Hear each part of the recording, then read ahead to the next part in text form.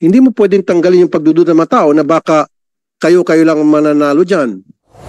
This person, kasi multiple in a month eh. Every month, multiple. So at same price mind you, same price. Sana man lang kung magkaiba-iba. So dapat ang tawag ko dito si 225,000 man. So that's why I need that person here sa next hearing, Mr. Chair. Gusto mo manalo ng 225? Pumunta ka ng Butuan, tumaya ka ng 500 pesos, malaking tsansa mo. Butuan lahat yan. Kontakin mo si person B, paturo ka sa kanya kung paano manalo ng 225. Kayang-kaya niya. Kita mo naman, no? Gusto ko po ipatawag COMSEC through the PCSO cooperation the following names. Nituda Antonieta. And then Rayal Jim J. Sualio. Sampo lamang po ito. And Lahara Rolando. Why? Isa sa kanila halimbawa, nung July, 1, 2, 3, 4, 5, 6, 7, 8. 8 times nanalo ng 225,000 pesos. August, 9 times nanalo ng 225,000 pesos. September, 2 times nanalo ng 225,000. Tig to 225,000 pesos. October, 1, 2, 3, 4. 4 times nanalo ng tig 225,000 pesos. November, 9 times nanalo ng tig 225,000 pesos. Or excuse me, in fact, yung pinakalas, nanalo siya ng 450. So, December, 4 times nanalo ng tig 225,000. So, nandun yung uniformity na every month, tinatamaan niya yung tig 225,000 pesos na premyo.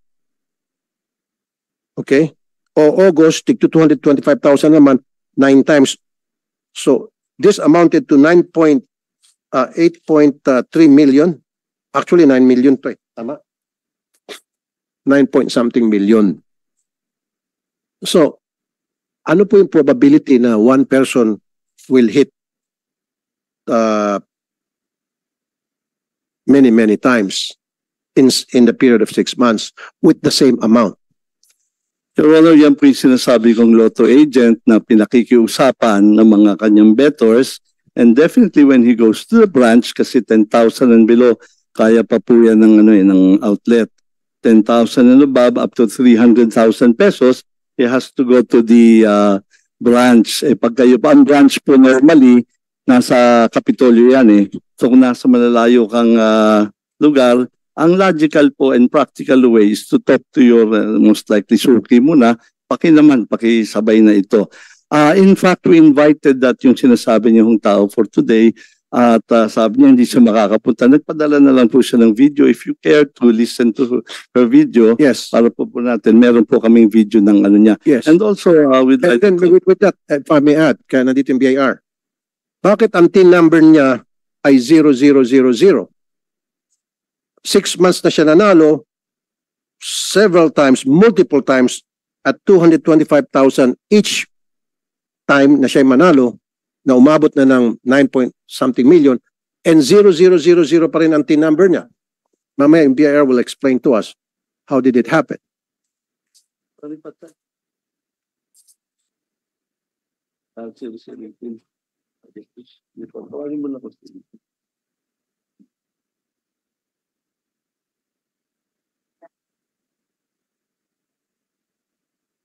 One moment, Your Honor. COMSEC, gusto ko yung mga pangalan na binanggit ko. I want them to be here sa next hearing and to explain to us kung talagang agent sila. And then kung agent sila, then bakit kung sila ay nagka-claim on behalf of some people o suki nila, whatever, then why are not they paying taxes? Kasi dapat yan, nakalagay ang TIN number nila rito. Tama ba ako, BIR? Nakalagay po dapat yung TIN nila. Exactly. Pag 00, ibig sabihin po, hindi po sila naglagay ng TIN nila. So, binawasan sila ng tax ng PCSO, saan nire-remit yung tax na ibinawas? Kasi PCSO is obliged, Sa amin. di ba, na magbawas ng tax. Halimbawa na lang, okay, habang nag-usap sila, hindi naman lahat may TIN number. Anong proseso BIR? Kunyari ako, ordinaryong mamamayan, o ordinaryong mamamayan naman talaga nanalo karamihan sa PCSO, at nanalo ako, say 225,000. Pupunta ako sa PCSO na wala akong TIN. Ano ang dapat proseso ng PCSO para makapagbayad ng tax? Ako na nanalo ng 225,000. Dapat po pag-register po muna siya. Kasi po, magbabayad po siya ng tax, mag-withhold po si PCSO. Dapat po, make sure nila na rehistrado po muna yung individual. So paano kung wala akong tax pagpunta ko sa PCSO? So paano kung wala akong TIN pagdating ko sa PCSO at may hawak-hawak ko ng winning ticket worth 225,000? What is the procedure per BIR? Well, sa amin po, since mag-withhold siya, mag-file po siya ng form, kailangan may TIN po yun. Kung wala po, i-require po muna si taxpayer o yung nanalo, si winner po, na mag-register po. Kung wala pong TIN. Kaya nga, pero di ba there's such a thing na magbibigyan siya ng temporary TIN number? Wala pong... Kasi kung maghintay pa ng several days before mabigyan siya ng TIN sa kanya makiklaim yung kanyang price, dito papasok itong magkakaroon ng maraming tinatawag na fixer or rediscounter. Ang TIN naman po, Mr. Chair, 1 day lang po, mabilis lang po. One day. Yes po. Punta lang po sa district office, pila lang po. Tapos, depende po sa traffic po ng tao. Pero for example, sa Metro Manila po, within 20 minutes, nakakakuha na po agad ng TIN yung individual po.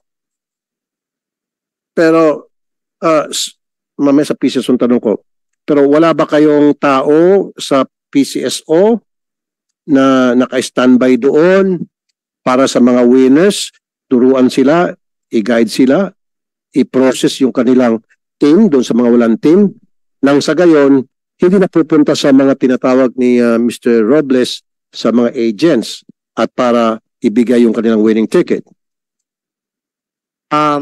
Wala po, Mr. Chair. Pero meron na po kaming ngayon online na madali na lang po mag-register po. Okay. Pero hindi tama itong nangyayari dito na lahat ng mga multiple winners 0-0 ang TIN. So may discrepancy rito, may problema rito. As you can see it, Mr. Tibaya. Mr. Chair, yes po. Although may sinample test po kami, yung mga ibang 0-0 po, may TIN po sila nung verify po namin sa system. Pero merong iba na wala. Meron po talaga. Okay. Sige. Your Honor, if I may, Attorney Pachagi, sir, or AGM for the Finance. Good morning, Mr. Chair. Yeah, already.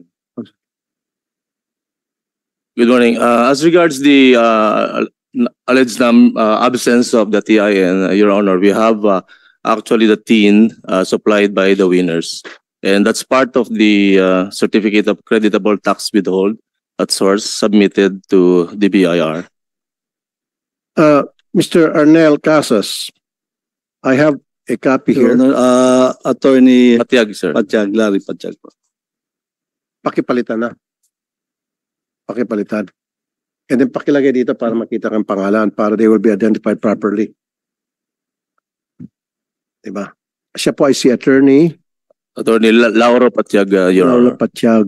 Okay, ano po yung inyong position sa PCSO? Sir? I'm the AGM for the Management Services Sector, Your Honor. Very good. Thank you, sir. Thank you, sir.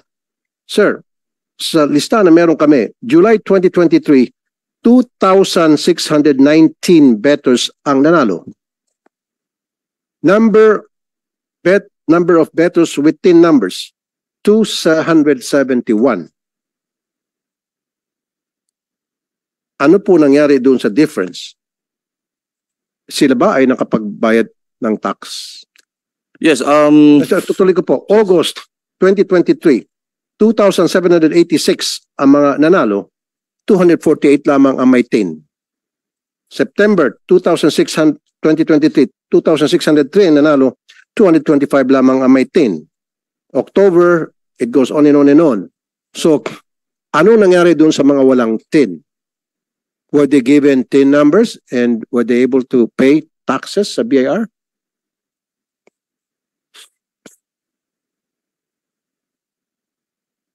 I'm referring Your Honor, I'm referring to the winner, particular winner mentioned as regards the winnings. Mamaya na po yung winner. Mamaya. Ito Pero lang muna kasi sinasabi nyo, may mga team numbers. Okay. Siguro hindi nilagay ng PCSO dito kasi kung nilagay ng PCSO yung team number, respetuhin naman yun. Of course, we're not gonna mention it kasi we know na that's confidential. Okay? Pero since wala, nilagay 00, kaya nagtataka kami. O kung talaga may team numbers yun, yung mga malalaki, yung mga multiple winners, nilagay nyo sana para hindi na kami magduda. Siyempre, we will never show it to you, yung team number niya o nila, yung mga multiple winners. Now, sige po, sino gusto mag-answer? We have the division chief, Your Honor, that processes the winning claims of our lotto winners, and Okay. Miss Velan. Miss, anong pangalan? Ma'am, anong pangalan niyo po, ma'am? State your name and position. Felan Ramos po. Ma'am, pwede patanggal na para mag-intindi na tayo. Lahat naman tayo rito vaccinated na ano. Sige po. Felan Ramos po, Division Chief ng Prize Fund ng Accounting Department. Okay, ma'am. Okay, kwento sa amin yung proseso. Halimbawa, ako si Juan de la Cruz. May hawak-hawak ako na 225,000 winning ticket. Ano yung proseso? From start to finish, from A to Z. Bali sir, pag may claimant po na pumunta dun sa office namin, kino-compare lang po namin yung ticket. No, yung proseso, ma'am.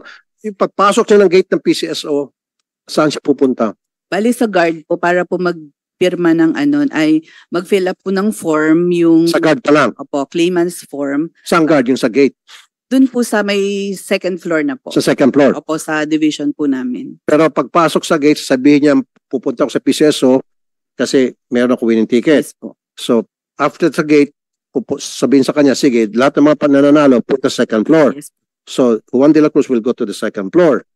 And the second floor, ano nangyari? Bali, mag-fill up po siya ng form sa claimant's form.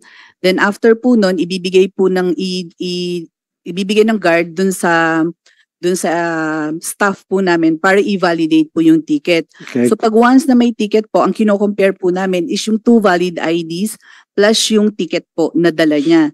So ang ano po namin doon is kino-compare namin yung signature ng claimant dun sa likod plus yung ID na dala niya para po malaman namin na siya po talaga yung may-ari ng ticket. So, what happens kung wala siya pong ID?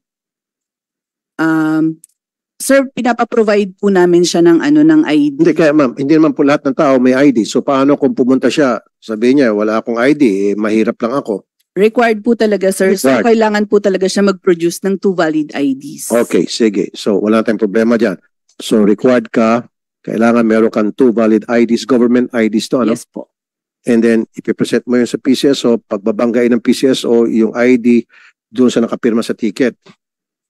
Kung siya talaga yon.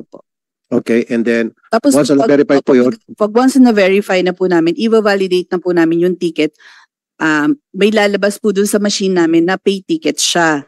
So pag once na na-validate na po namin, ipaprocess na po namin yung voucher.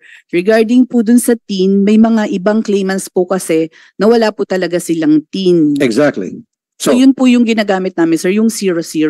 Or may mga agents, ay may mga claimants. Okay, wait, stop right there. So, meron po mga winners, kumpleto sila sa ID, verified nyo yung signature nila doon sa winning ticket na sila yon, and then nung ipoprocess nyo na, bago sila mabigyan ng voucher, wala siyang TIN. Yes po. So, therefore, lalagyan nyo siya ng 0000 Yes. TIN. So, paano nyo po may remit yung winnings niya, yung panalo niya, yung tax sa pagpanalo niya, sa BIR when in fact you have a 00 TIN number? Opo. Bali yung, sir, yung nasa alpha list po namin, yun po yung mga nakalagay na 00 plus yung name po ng claimant. Kamuna. BIR, are you listening? Nag-process sila ng winning ticket worth 225,000. Since walang TIN number, lalagyan nila ng 000. Babawasan nyo yun. Magkano ibabawas nyo? 20% po. How much is 20% of 225? 45 po. 5,000. Yes po. Yun ang binawas nyo doon sa 2025. 45,000 na supposed to be sa BIR. So, paano ibabangga ng BIR yung 00 TIN number doon sa winning yung Magkano po ulit? 45,000. 45,000. Ibabangga sa tao na nasa, di ba? Explain. Kami naman, Mr. Chair, since it's already a final tax, kumbaga nabayad na yung total amount of tax, wala nang ki-credit po. Kasi hindi po siya creditable na ibabangga namin sa income pa ni taxpayer. Kumbaga, yun na po yung total tax po na Kaya nga po sir, ano? So, yung 40,000 na binawas nila doon sa winner na walang tin, na binigyan nila ng 0010, magre-remit kayo sa BIR? So, paano ma-identify ng BIR kung sino yung nanalo na 00 ang tin number? Saan nila ilalag yun?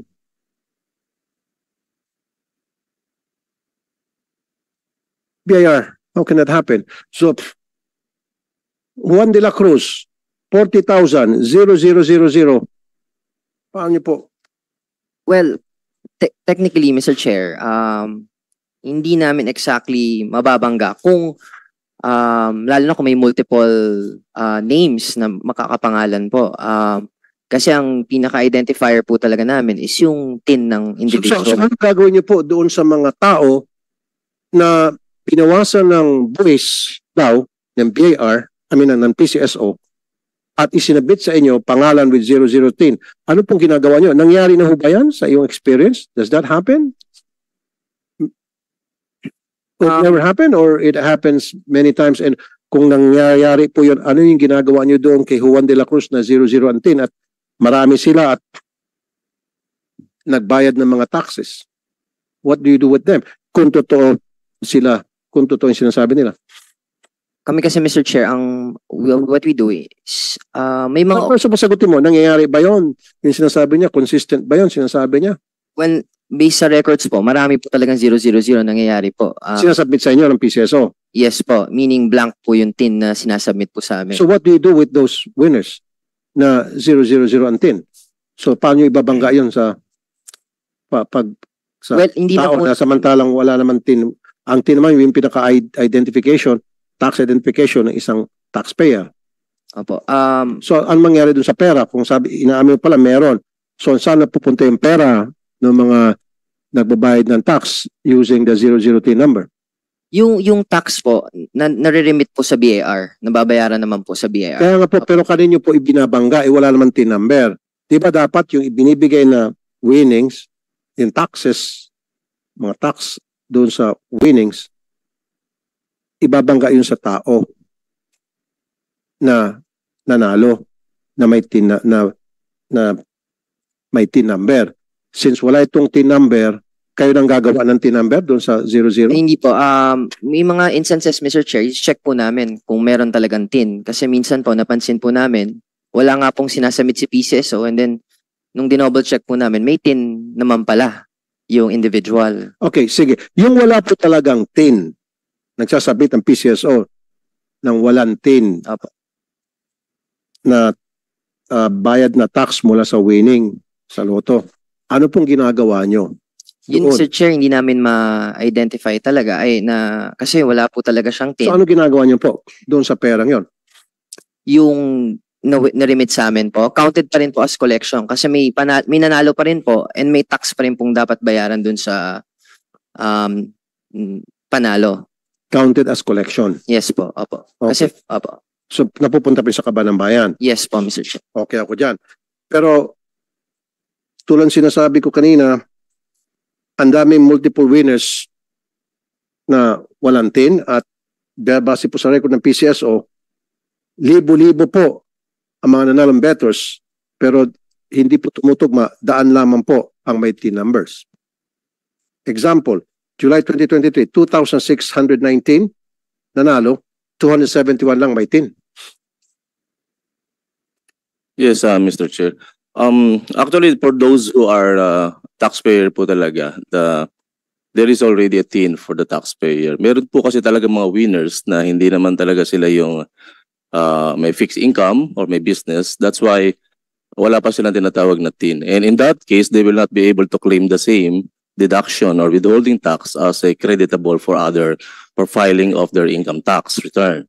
Kaya po itong katulad po na isang winner natin na mayroong tin.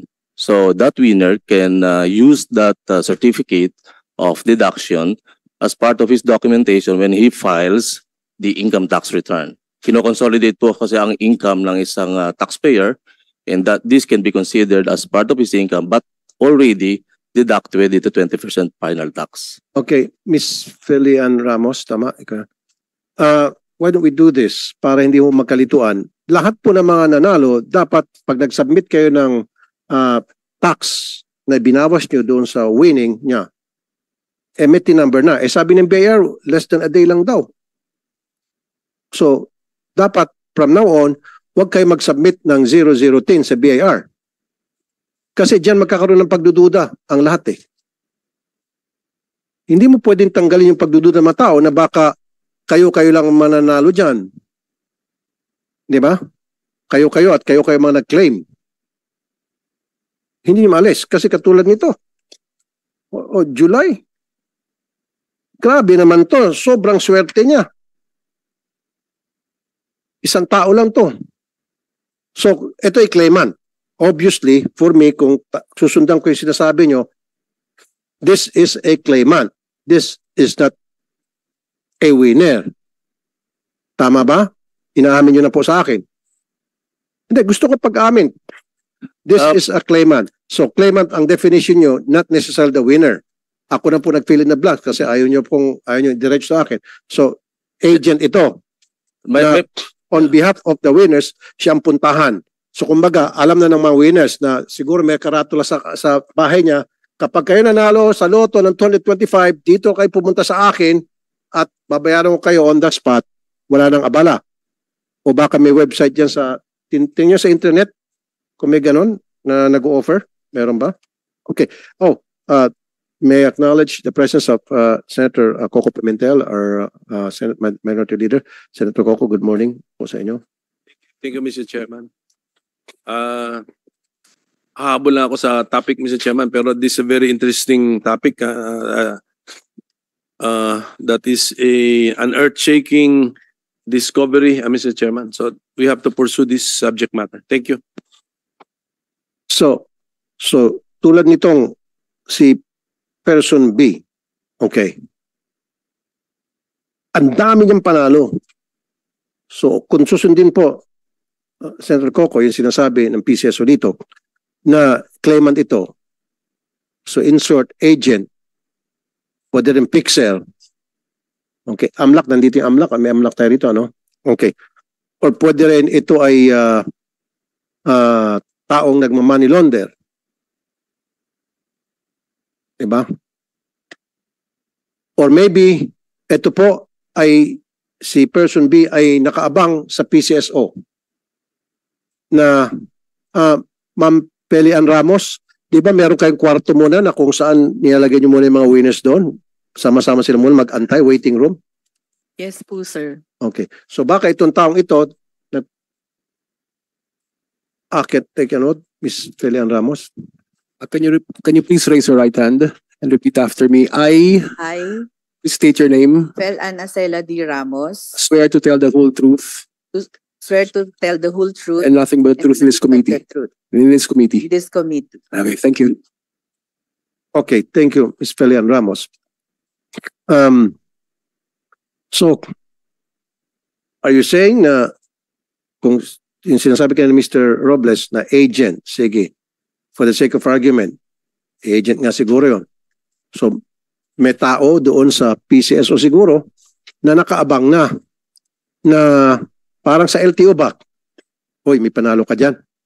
Kaysa naman matatagalan ka rito, mag-antay ka ng siyam-siyam.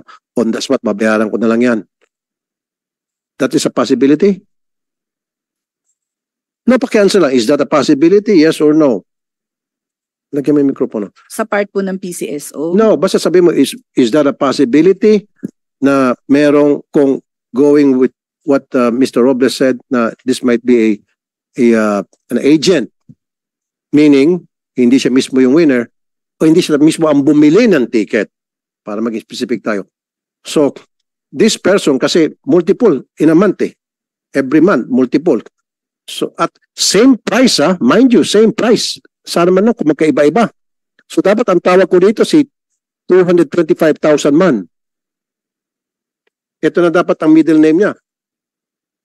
Ano bang game pala itong 225,000? Anong game ito? 3D, Your Honor. 3D. 3D. So 3D. na-hit niya palagi yung 3 digit.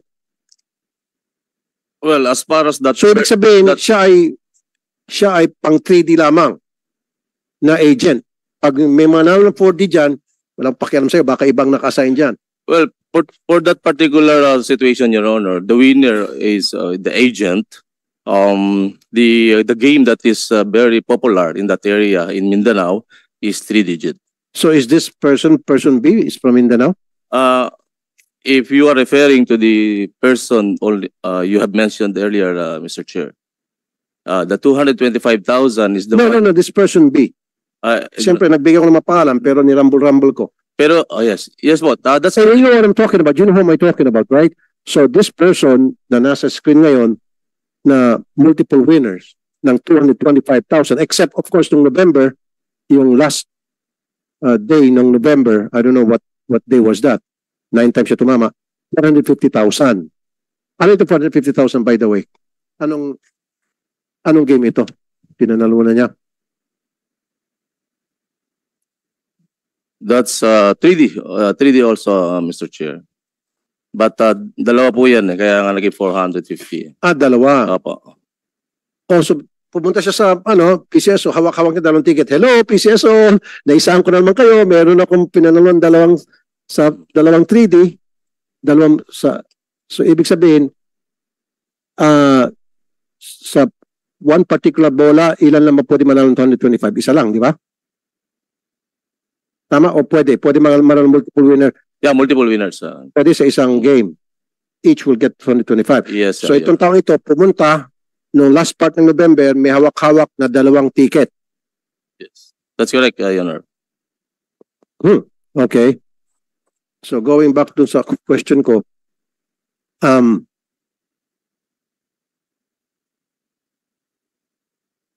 teka muna, 3D Lotto, first prize is 4,500 for every 10 peso bet. Hmm. Teka muna, o nga naman, paano nga ba sa 225,000? Ikaw naman, sir. The bet Hindi is ito- 500, Your Honor. Ha? The bet is 500 pesos.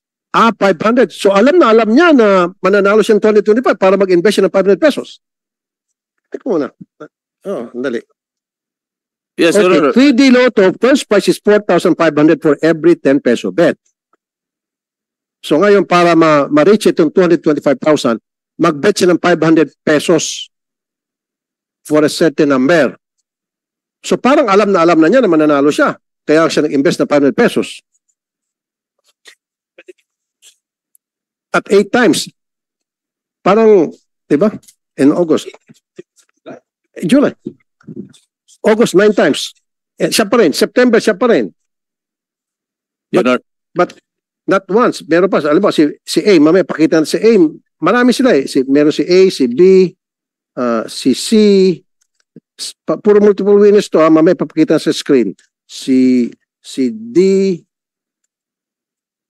Hindi, si B lang yan. Si D. Marami sila eh. Si E. A, B, C, D, E. A, B, 5 multiple winners. Your Honor. May we request that the No, all these people, sandali, bago mo sagutin. All these people, tumaya ng 500 pesos. At lahat sila nananalo ng 225. So parang alam na nila, tataya tayo ng 500 pesos, wag 10 kasi pareha yan. 500 para 225 tayo. O tulad nitong si A, 126,000 ang pinanalo niya noong July. Tapos 69,000, 64,000, 32,000, 4 times.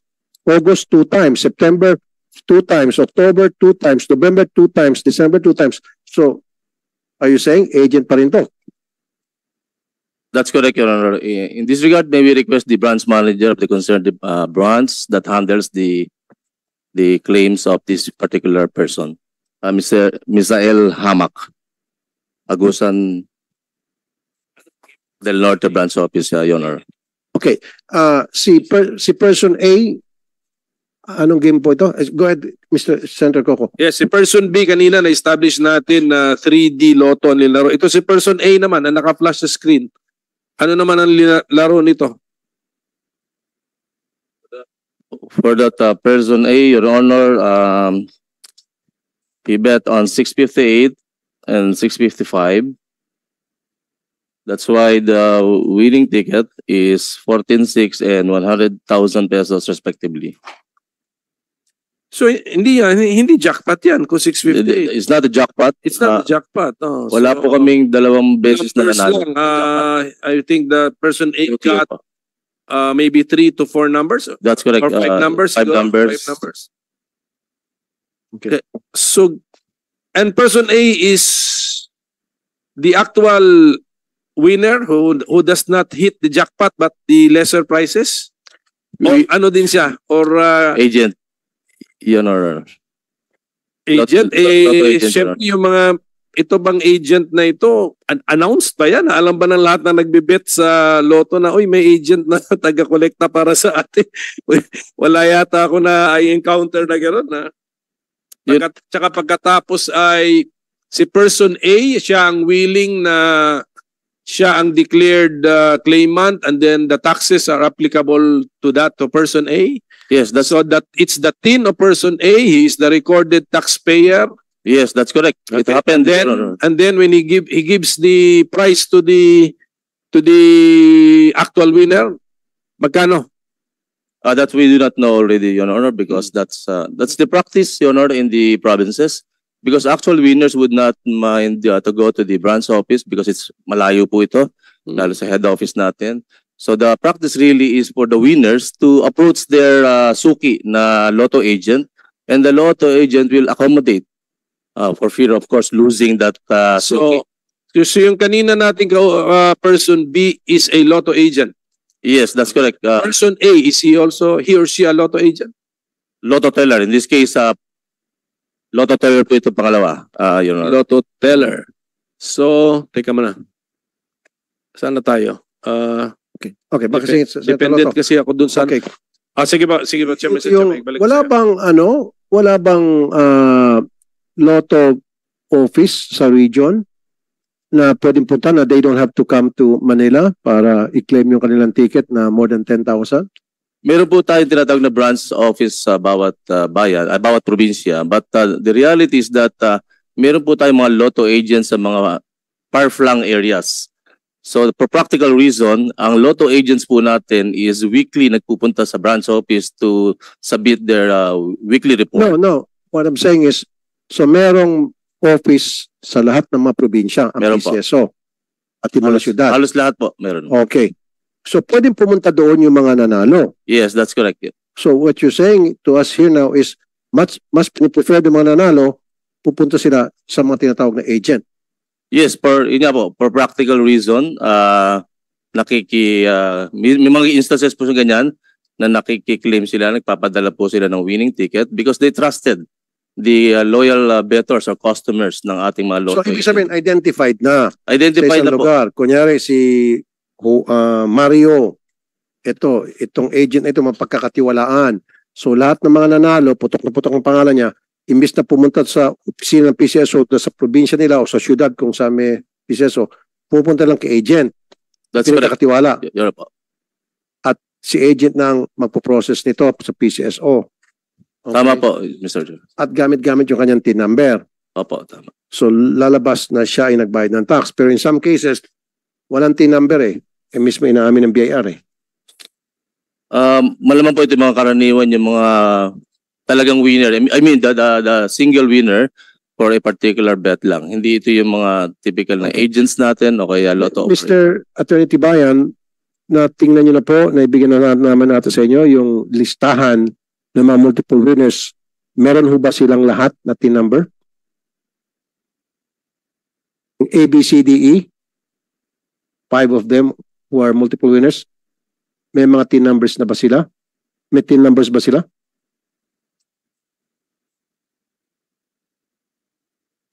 Wala pa po kami nakuha actual names po, Mr. Chair. Okay. Pero pwede po namin i-verify kung mapigay po sa amin now. Okay. So, gusto ko po, tingnan nyo itong si A, B, C, D, E, especially si B. Yan. Committee number yan. Kung yan ba talaga ay nagbabayad ng tax sa BIR. sa mga pinanalo niya. Pwede po mahingi, Mr. Chair, yung names. We'll submit it to you Okay ba? Sige po. mamaya pagkatapos. Senator Coco, may tanong. Mr. Chairman, so itong si person B na naka-flash ngayon dyan yung mga winnings niya, tinawag natin si Mr. Hamak, so branch manager of the area in Mindanao. Si person B is a Lotto agent within your jurisdiction. Ganun po ba yan? Ganun yun. That's why tinawag ka. Tama. Apo. Mag-out mo na. Place him under oath, Mr. Chairman. Can you please stand up? Mr. Hamak, Can you raise your right hand? I, please mention your name. Swear to tell the whole truth and nothing but truth in this committee. Thank you. Hindi, yan yung, wala mo na akong tanong sa iyo, Mr. Hamak. So, si person A naman, yung flinash natin kanina, na mga hindi naman 3D but various lotto games yun, but short of jackpot.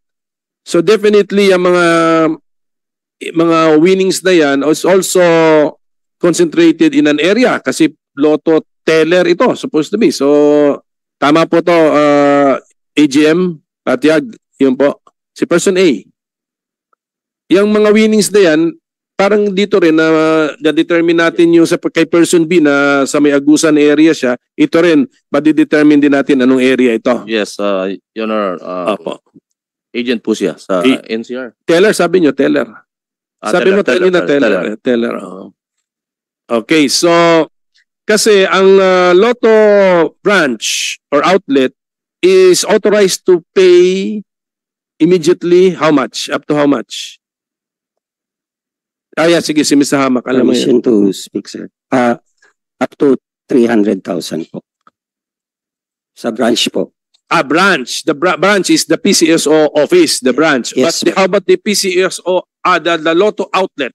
Pwede rin kasing mag-claim yata doon sa outlet. Yes, sir. Magkano? Below 10,000 po. Below Meron 10,000. silang cash. Okay, so sa branch. Okay, you have a branch. Yeah, where's your branch in Agusan del Norte? Saan yan? Butuan. Nasa City Hall po, sa Butuan, sir. Nasa Butuan, no? Okay, so ang gusto niyong palabasin, yung nanalo ng 225,000, he or she would rather, the real winner, he or she would rather entrust the ticket to the Lotto operator, who you call Lotto agent. Ano bang tawag na sa Lotto Agent po. Lotto agent, no, yung may-ari nung tinatayaan. Yes po. So yung winner ng 225,000 in your area would rather trust the Lotto agent with the ticket to claim the prize for the person. Nahirap papuntahan yung opisina nyo just for the winner to get it personally. Actually po, Senator, if I may, the main means of transportation po sa Butuan City is tricycle po.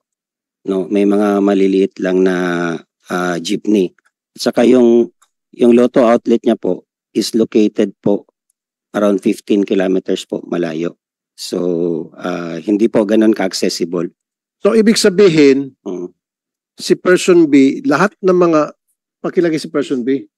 Si person B, lahat ng mga nanalo sa 3D Pool sa Butuan?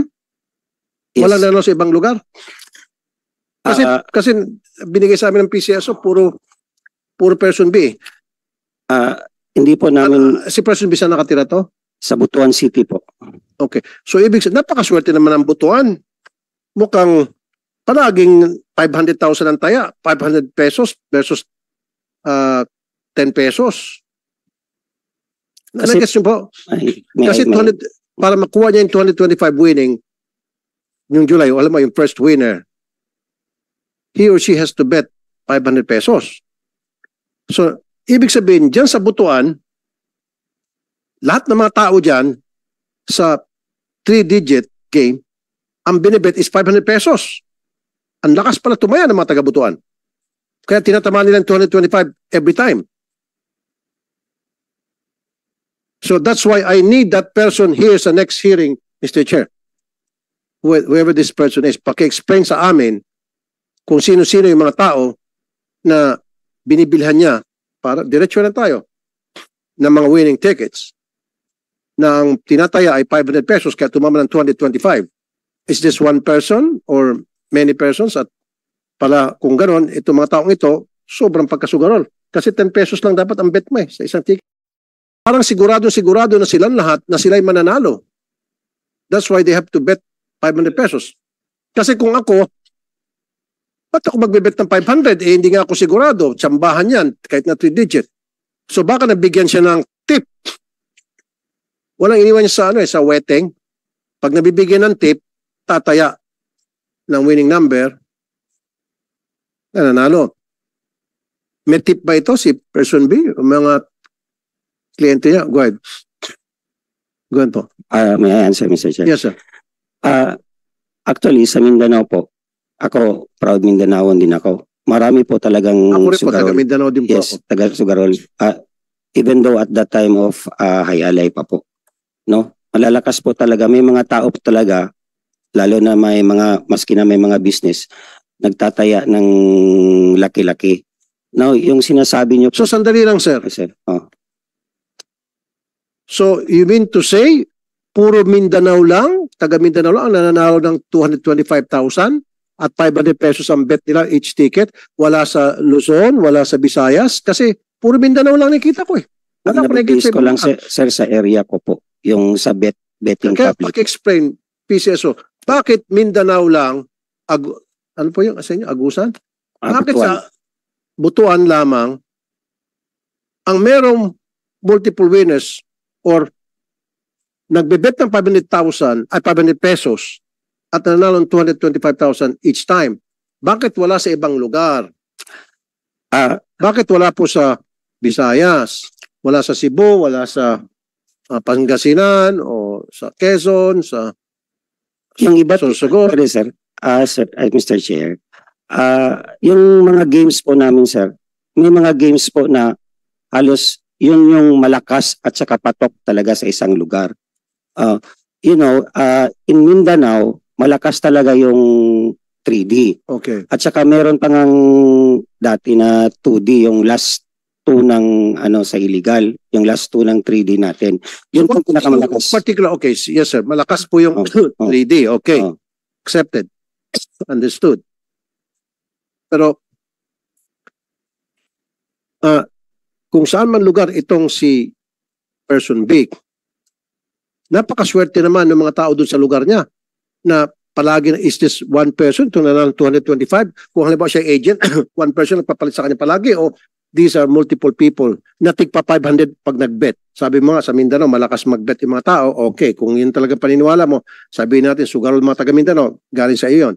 Dahil malakas magbet. Kasi dapat, normally, pag yung hindi malakas magbet, 10 pesos lang. Yes, sir. Nagbebet ng 500. So, are these multiple people? Upon interview po sa agent ako, yes po, hindi lang po isa. Pero paminsan, ayun po ang sabi niya. Kasi siya yung nag-claim po sa Ang hawak niya. An area. sa Butuan City po. Okay. So, ibig sabihin, lahat ng mga suki niya, malalakas magbet. Hindi po lahat, sir. May mga malalakas lang Kaya malakas nga yung Meron. magbet. 500 nga. Meron, Hindi na dinidisregard ng 10 pesos. Wala yan. Maliit lang panalo ko dyan. Malit. Sinasagad, 500. Yes po. Bakit 500 ang binibet niya? Kasi po, yung 500, yun yung pinaka-convenient na taya per combination, sir. Yun yung pinaka-convenient na taya na makaka-claim ka below 300,000. 225,000 po yung panalo ng 500. Pwede namang 550, 600, pero hindi po siya convenient sa currency natin. Medyo brutal po. So 500 is the most convenient na kapag panalo ka na, hindi ka na pupunta ng Manila. Kasi pag mag 1,000 ka na, that's already 450,000. Sa nakita nyo, may isa po dyan na claim niya po sa Manila. Yun pong 450,000. Kasi magpa-fly pa siya. So, ibig sabihin, pag 225,000, hindi niya kailangan pumunta ng Manila. Pero, may option din siya na pumunta ng Manila kung gusto niya. Pwede rin po, sir. Tama? Tama po. Okay. doesn't matter whether pupunta sa Manila o hindi, 225,000 o above 10,000, may option siya pumunta sa Manila kung gusto niya o pumunta sa district office kung gusto niya. Yes po. Oh. Ang expenses po, sir, na pupunta ng Manila, sir, malayo po yung Butuan, Pero kung sir. 225,000, pwede mo pumunta sa opisina sa Butuan, sa district office ng PCSO. Tama? Para mag-claim? O kailangan pumunta pa ng Manila? Sa branch office lang po yun. O, Yung pwede, sabi di ko ba? kanina. O. Pwede Sa- pumunta. Yung 225,000 na sinabi ko po, yun yung claim niya lahat sa branch office po. Kaya, So, mas convenient po eh. Oo. so, go ahead. So person B, meron siyang 450. Ano nangyari dito? Ang winning ticket ay 1,000 ang tinaya. Ganun pa ba? Kasi ang winning ticket 500 ang tinaya, 225,000. Ang story ninyo, si winner bibigay ngayon kay Lotto agent, si Lotto agent i-claim na niya sa branch, kaya sa reflected sa branch si Lotto agent ang winner. Ganun yun eh. Sa 450, ano po nangyari rito? Kasi parehong person B ito eh. So what happened? 1,000 po yung taya. 1,000 ang ticket. Okay. So, Mr. Chairman, ganun na nangyari. May nagbet na ng 1,000 sa area na yon, nanalo siya ulit sa 3D Lotto and then ulit, sinabi niya kay Lotto agent, paki-claim ito. Si Lotto agent ay hindi pumunta na sa branch office sa Manila na pumunta kasi lampas na sa limit. Tama? Tama po. Tama. So si Lotto agent ay pumunta na sa Manila, siya na ang nag-claim sa papers, siya pa rin ang winner kasi siya ang nag-claim. Ganun po ang nangyari rito. Ganun.